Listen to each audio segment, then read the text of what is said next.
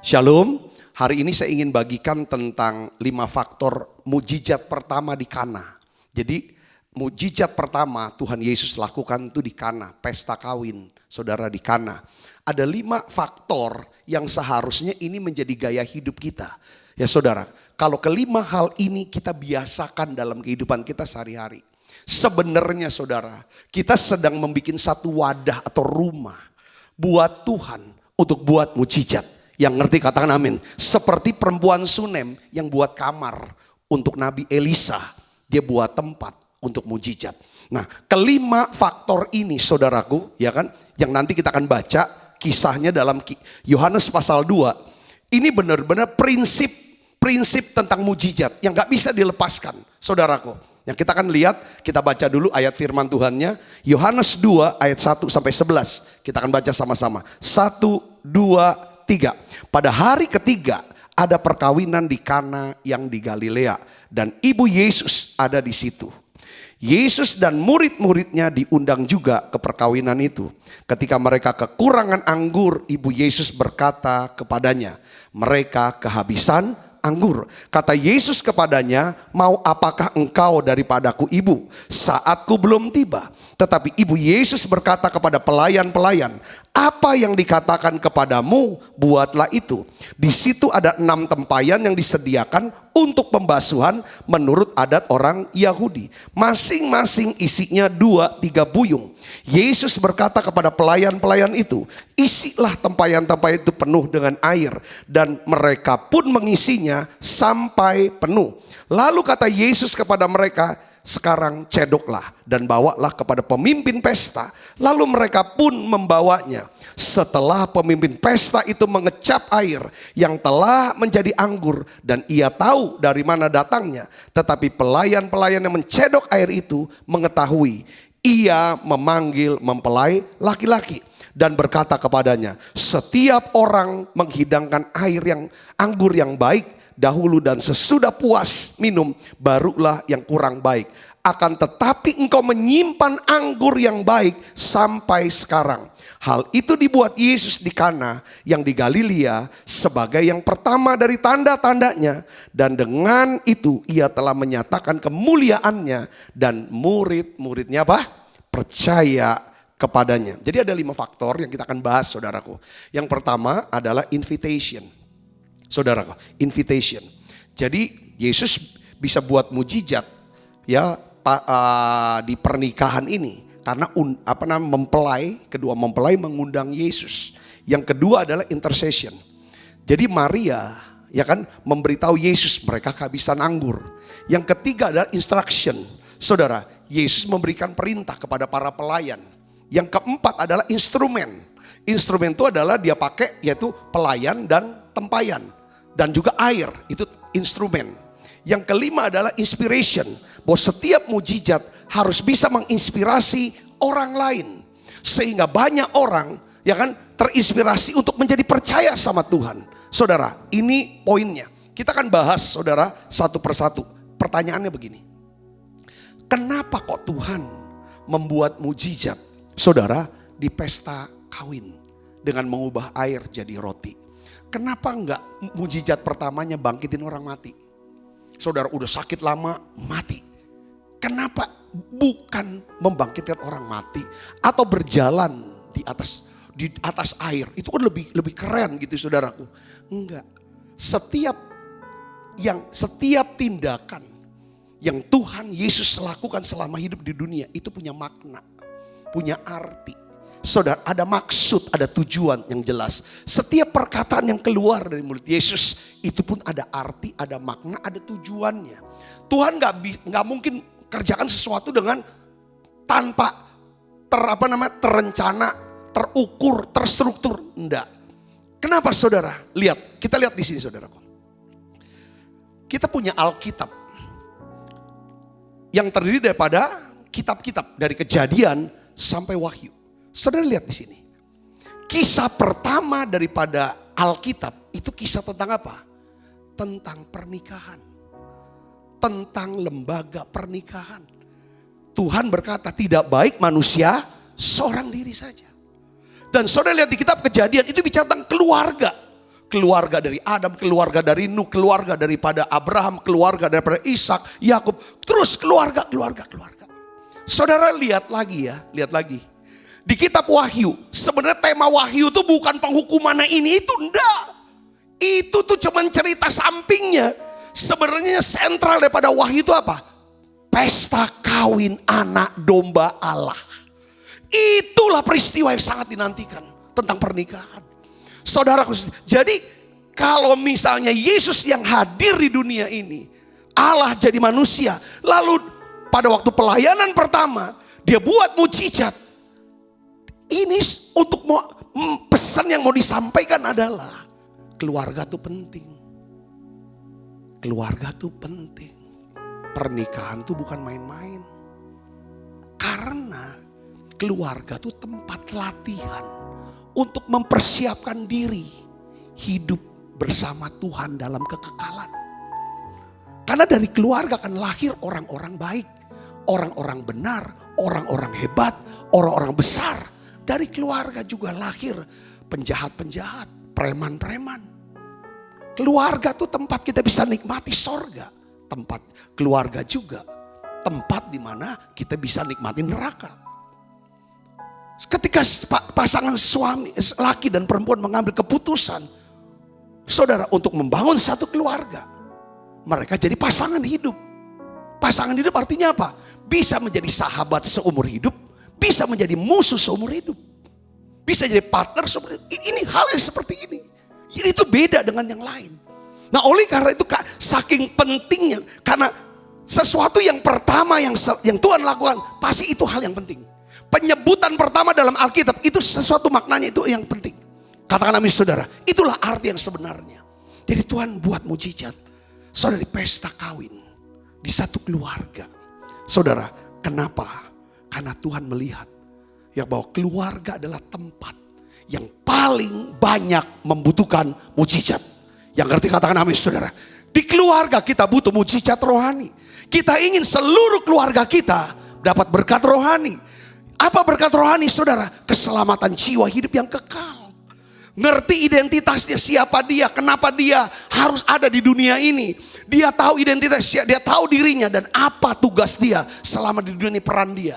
Yang Tuhan sudah tahu. Itu berkat rohani. Kita ingin dong anak-anak kita tahu alasan kenapa dia hidup. Kenapa dia dilahirkan. Kenapa dia harus dibesarkan. Dan untuk apa dia hidup. Ini berkat rohani. Berkat rohani juga bicara tentang apa saudaraku? Bicara tentang hidup dalam apa? Iman, pengharapan, kasih. Berkat rohani bicara tentang saudara adanya kebenaran. Saudara, lalu di mana ada kebenaran di situ akan ada apa? Damai sejahtera. Itu berkat rohani. Di mana ada damai sejahtera ada sukacita. Di mana ada sukacita ada ketentraman dan ketenangan.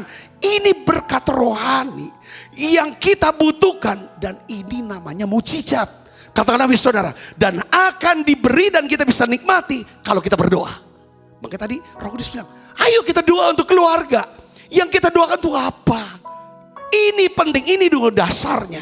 Ini saudara, ini fondasinya.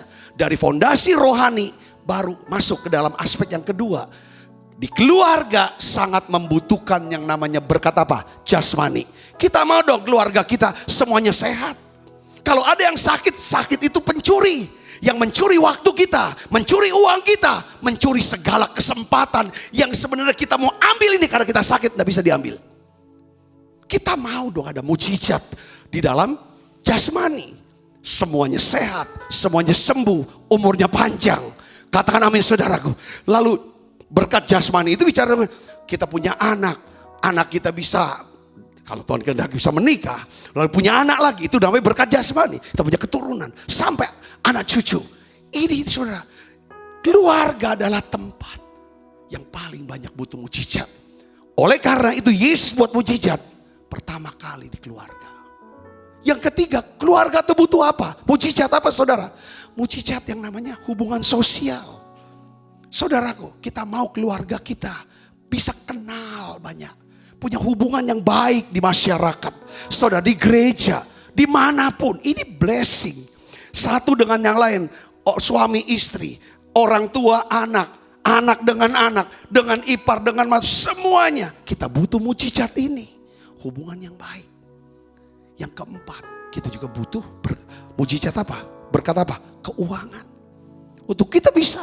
Jadi keluarga ini tempat paling banyak butuh mujizat. Itulah sebabnya Tuhan buat mujizat pertama kali. Di mana? Di keluarga. Di pesta kawin. Orang mulai. Nah, saudaraku, oleh karena kita harus tahu. Untuk kita mau ngalami yang namanya mujizat. Hidup dalam berkat dan hidup di dalam segala kelimpahan yang baik dari Tuhan. Kita harus bangun gaya hidup, 5 gaya hidup ini. Invitation. Katakan sama dengan saya, invitation. Invitation apa? Undang Tuhan. Kita sudah bahas, baca tadi ayat 1 dan 2. Bahwa Yesus dan murid-muridnya juga diundang. Ya kan? Diundang juga ke pesta kawin itu. Saudara biasakan. Ini yang pertama. Saudara mungkin yang hadir di Menara 2 ini. Pernah gak saudara secara pribadi ngundang Yesus masuk dalam hati saya? Jadi Tuhan, jadi juru selamat. Ini yang paling penting, keputusan paling penting. Saudara tinggalkan semua penyembahan. Semua tradisi yang bertentangan dengan Alkitab. Ini penting kalau saudara mau melihat Tuhan buat mujizat dalam kehidupan saudara pribadi dan keluarga. Itu yang pertama. Barang siapa yang berseru pada nama Tuhan, dia akan diselamatkan. Yesus bisa membuat mujizat di pesta kawin Kana. Karena Yesus diundang oleh kedua mempelai. Bukan cuma mengundang saudaraku dalam hal seperti itu. Kalau saudara mau buat apa, mau kerja apa. Apakah saudara doa dulu enggak? Undang Yesus tuh. Kita tahu Yesus ada di kita. Tapi kalau kita omong, kita libatkan. Kita sapa dia. Tuhan, saya ini mau nyetir. Nyetir kemana? Dari rumah mau ke gereja. Apakah saudara undang Yesus untuk hadir bersama saudara? Ketika saudara mau makan, ya pasti doa makan di situ. Ketika saudara mau olahraga mau sehat. Kita gak mau jadi celaka. Doa dulu gak olahraga? Ketika saudara mau membeli sesuatu yang kiranya nggak rutin lah belinya, mau beli ini sesuatu, pernah nggak undang Yesus dulu? Gaya hidup ngundang Yesus, itulah gaya hidup pertama kalau saudara mau hidup di dalam mujizat, di dalam berkat daripada Tuhan. Yang ngerti katakan amin. Prinsip yang kedua, gaya hidup kedua, yaitu apa? Intercession. Kita tahu bahwa di dalam ayat 3 dan 4 tadi kita sudah baca. Saudaraku Yesus Kristus. Ketika mereka kekurangan anggur, ibu Yesus berkata kepada Yesus. Apa katanya? Mereka kehabisan anggur. Mereka kehabisan anggur. Intercession ini maksudnya apa sih ibu bapak? Syafaat. Saya ingin ajak saudara. Ya kan? Jadikan gaya hidup suka doain orang. Kalau ada apa-apa doain. Saudaraku, saya suka gitu. Saya latih. Kalau saya lihat apa, saya pergi kemana, saya olahraga atau gimana. Saya lihat sesuatu. Saya diam, Tuhan tolong berkati. Kalau saya lagi goes sepeda, saya lihat toko daripada atau rumah daripada jemaat atau orang yang saya kenal. Saya coba lepaskan, saya boleh bersyafaat, Tuhan berkati. Tuh hari ini. Saya ingat lihat foto di Instagram. Ini saya doakan. Gak jadikan syafaat itu gaya hidup. Ya oke, jelas ada waktu doa syafaat harus itu. Tapi gaya hidup ngundang Yesus, syafaat untuk orang ini dibiasakan. Maria, dia sebenarnya sedang bersyafaat. Maria sedang memberitahu Yesus bahwa ini mereka kehabisan anggur. Kalau mereka gak ada anggur, maka mereka jadi malu. Jadi aib. Apa kata orang? Kok bisa? Nikah gak punya rencana. Ngundang sekian orang siapin anggurnya kok segitu. Mereka habis. Syafaat. Apakah saudara seorang suka syafaat? Minimal saudara syafaat. Untuk istri saudara. Untuk anak-anak saudara. Untuk orang-orang dekat. Pernah gak nyebut? Suka berkatin gitu. Ini gaya hidup itu. Ayub, kita sudah tahu. Di dalam Ayub pasal 42. Allah memulihkan keadaan Ayub setelah Ayub meminta doa. Untuk siapa? Sahabat-sahabatnya. Ayub 42 ayat 10. Saudara, itu yang terjadi. Yang kedua, saudara mau jadikan gaya hidup untuk bersyafaat. Katakan amin. Syafaat. Syafaat untuk bangsa. Untuk Indonesia. Saudara, untuk lihat, kalau kita lihat berita, lalu yang keluar kata-kata syafaat atau penghakiman atau kutukan. Nah, ini yang harus dilatih. Sekarang tuh sudah mulai kurang. Kalau gereja, orang Kristen, para pemimpin rohani punya gaya hidup syafaat. Pertama, gaya hidup berdoa, undang Yesus hadir, campur tangan. Kita bisa undang Yesus lewat cara apa? Pujian, penyembahan untuk menghadirkan Yesus. Katakan amin. Allah bersemayam di atas puji-pujian umatnya. Kalau kita suka muji nyembah, kita sedang hadir. Kita doa sebentar, ucap syukur, dia hadir. Kita undang. Yang kedua syafaat. Syafaat untuk apa? Untuk kepentingan orang lain. Lepasin berkat. Yang ketiga, saudaraku, ya. Yang ketiga, mujizat itu terjadi karena apa? Instruction. Katakan instruction. Saudara, instruction bicara apa? Perintah Tuhan. Kemarin kita bahas tentang hati nurani. Kenapa kok penting hidup dengan hati nurani yang murni? Karena kalau kita punya hati nurani yang murni, itu ibarat handphone. Itu sinyalnya kenceng banget, baterainya full. Jadi ketika masuk pesan, itu cepat banget, clear banget gitu. Saudaraku, kalau masuk hubungan telepon, itu jelas banget suaranya. Enggak, saudaraku, ini penting. Di sini kan, saudaraku, Ibu Yesus berkata kepada para pelayan, ya, apa yang dikatakan kepadanya, kamu buat. Yang dicari pelayan. Dia gak cari pemimpin pesta. Kenapa? Saudara, hanya kalau kita punya hati hamba, hati pelayan, kita tuh gampang disuruh-suruh. Saudara kalau di kantor, saudara di tempat kerja, atau di rumah, saudara tuh orang yang gampang disuruh, apa paling sulit disuruh? Itu ukurannya sana. Kalau kita jadi orang yang gampang disuruh, saudara, pasti kita jadi orang yang lebih banyak dapat apa? Dapat favor. Kalau kita banyak dapat favor, rezekinya lancar. Katakan amin saudaraku. Kan kadang di dalam kantor, kalau saudara sebagai pimpinan, kan ada orang-orang tertentu tuh kayaknya kita enak suruh dia terus tuh. Makanya kalau di Indonesia ini ada satu menteri, saudara disebut ini menteri segala urusan. Mungkin enak disuruh-suruhnya. Dan beres. Saudaraku. Nah, saudara lihat di sini. Ya kan? Kenapa kok Maria carinya pelayan? Lalu akhirnya Yesus datangin pelayan. Perintahkan pelayan untuk apa saudaraku? Coba kamu ambil tuh tempayan ya, ada 6. Ya kan? Airnya kamu cedok. Lalu kamu kasih ke pemimpin pesta. Ini perintah yang ngeri kalau menurut saya. Airnya ini air apa? Air kobokan loh. Air cuci kaki. Kasih minum pemimpin pesta. Pemimpin pesta orang yang terhormat. Kalau dia tanya ini air apa? Air kobokan, air cuci tangan. Boleh? Saudaraku, ini perintah. Seringkali yang Tuhan perintah buat setiap kita adalah perintah yang melampaui pikiran kita. Melampaui otot kekuatan kita. Saudaraku, itu yang jadi mujizat itu terjadi. Kalau kita terbiasa mendengar perintah dan lakukan. Katakan amin saudaraku. Kalau Tuhan perintah, lakukan saja. Saya menikmati saudaraku prinsip ini di dalam pelayanan, di dalam hidup. Kalau kita punya gaya hidup, saudara, Yohanes pasal 2 ini, saya yakin sebesar apapun badai kesulitan yang sedang menghajar saudara, saudara sudah terbiasa mengundang Yesus. Mengundang tuh, Yesus tuh hadir, bangun kesadaran akan hadirat Allah. Yang kedua suka bersyafaat. Orang yang suka bersyafaat pasti suka nolong, suka bantu, suka ngasih. Suka memudahkan urusan orang lain. Dan suka mempertemukan orang lain dengan janji Tuhan. Itu orang yang syafaat. Jadi lebih daripada sekedar doa maksud saya.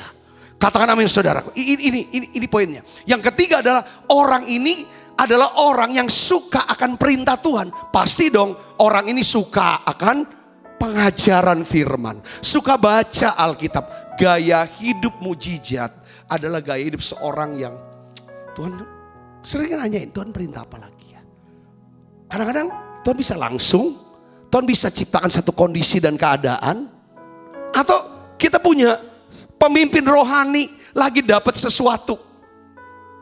Ini loh dapat visi ini. Wah saya senang ketika Tuhan suruh kita. Ya kan perintahnya adalah menara doa setiap hari. Saya dapat kuat sekali. Kita lakukan itu. Dan saya melihat sampai hari ini Allah mencukupi segala kebutuhan kita. Yang ngerti katakan amin. Yang kita butuhkan apa saudaraku? Ya kebutuhan untuk apa yang mesti dikotbahin. Apa yang harus didoakan. Yang kita butuhkan adalah urapan. Minyak ini supaya mengalir. Supaya orang yang ikut menara doa online ini semuanya diubahkan. Dijamah oleh Tuhan. Itu yang kami butuhkan. Setelah itu kita butuh apa lagi? Kesehatan. Kalau saya kena COVID saya gak bisa melayani. Ada semua kena COVID gak bisa melayani. Ditutup ini. Menara doa ini. Itu Tuhan sediakan sampai hari ini. Kami diberikan kesehatan. Katakan amin saudara. Terus hubungan. Ya kan kami hubungan tambah rukun. Segala macam. Ini yang kita butuhkan. Keuangan. Kita bisa cukupi untuk bayar listrik segala macam. Lewat apa? Persembahan-persembahan saudara. Ya kita belum ada ibadah. Saudara semuanya. Tuhan kasih perintah lagi. Pas masuk bulan September Tuhan bilang. Bikin kebun sayur. Kita bikin hidroponik di gereja. Lalu masuk lagi kebun buah-buahan. Sekarang lagi land clearing saudaraku. Ketika kita ada perintah ini, saya ngomong sama para pemimpin sini. Semua teman-teman bilang, saya punya alat berat. Saya kirim Pak. Wah saya punya solar, kirim. Saya punya ini, semuanya. Dan saya juga ucapkan terima kasih kepada saudara semua. Beberapa bilang, Pak Tuhan taruh saya harus nabur. Saudara transfer uang, saya ucapkan banyak terima kasih. Saudaraku. Setiap kali kita dapat perintah, kadang-kadang perintah itu gak ada kaitannya dengan keuntungan kita. Tapi untuk nama Tuhan dipermuliakan, inilah gaya hidup yang harus ada dalam hidup kita. Yang ngerti katakan amin saudara. Apa yang Tuhan perintah? Kadang ada kaitan, tapi poinnya adalah nama Tuhan dipermuliakan. So biasakan itu. Biasakan mudah disuruh. Dari kecil di rumah orang tua, sama orang tua kita. Kita gampang disuruh. Saudara kerja sama bos. Saudara kerja lebih banyak daripada kewajiban. Nanti gampang sama Tuhan. Katakan amin saudaraku. Yang keempat. Saudara, gaya hidup ini saudara tahu ini. Ini bicara kepekaan ya. Bahwa mujizat itu terjadi pertama karena kita mau mengundang Tuhan. Bangun kesadaran akan hadirat Tuhan, kita undang Tuhan. Engkau hadir. Aku tuh mau ini, mau buat ini, mau ini. Gimana Tuhan tuntunannya? Ya. Yang kedua adalah kita bersyafaat. Yang ketiga adalah saudaraku yang Yesus adalah apa? Yang ketiga adalah kita harus dapetin perintah. Jadi kekristenan kita sudah belajar kemarin. Kekristenan bukan soal benar salah. Tapi bicara tentang apakah ada perintah Tuhan suruh kita. Jadi kita udah di atas standar hidup kita bukan benar salah. Benar salah itu standar hidup etika. Agama, tapi standar hidup kekristenan itu adalah kehidupan. Apakah Tuhan suruh atau tidak? Ya kemarin saya kasih contoh tentang manusia zaman sekarang yang belum diselamatkan. Seharusnya, manusia atau orang yang sudah Kristen yang sudah diselamatkan seharusnya dia hidup dengan makannya apa? Buah pohon kehidupan, bukan buah dari pohon benar salah, pengetahuan yang baik dan salah. Jadi kadang-kadang kita ini kan selalu seperti jadi hakim, jadi polisi, jadi jaksa, bener salah. Kalau yang ini langsung, kadang-kadang negor orang, saudaraku, negor. Itu kan perbuatan baik, supaya orang itu berubah. Tapi yang di dalam, Tuhan suruh enggak? Ketika Tuhan enggak suruh, yang di dalam hilang sukacita. Katakan amin. Saya udah kasih contoh kemarin. Kita lihat nih orang datang teman baik, segala macam dia butuh sekali, 2 kali, terus kita butuh. Tapi Tuhan gak pernah suruh di sini. Dampaknya apa? Setiap kali kita bantu, kok di sini kok ciut, sukacita hilang, kayaknya gak enak di hati. Oh rupanya kita ini tidak hidup di dalam apa saudara? Perintah. Akibatnya apa saudara? Ngalami kerugian. Hal-hal yang seperti jadi hidup dalam perintah itu hidup di mana kita kan penuh dengan apa? Sukacita dan damai sejahtera. Saya percaya mujizat itu terjadi. Yang keempat saudara adalah mujizat itu selain daripada kita dapat perintah firman. Kayak contohnya Yang di ini kan coba kamu ambil tempayan, airnya dicedok, kasih. Itu kan perintahnya. Kalau untuk siapa? Yosua perintahkan ya udah kamu kelilingin lah 6 hari, diam aja tapinya sekali aja. Nanti hari ke-7 kelilingin 7 kali. Yang putaran ke-7 kamu jerit, teriak, tiup sangkakala. Itu kan perintahnya. Lalu Tuhan buat apa? Roboh tembok Yeriko. Naaman suruh diperintahnya Pak, mandi ke sungai Yordan. Mandi 7 kali, ya kan? Nanti kamu akan sembuh dari kustanya. Jadi mujizat selalu ada apa? Perintah.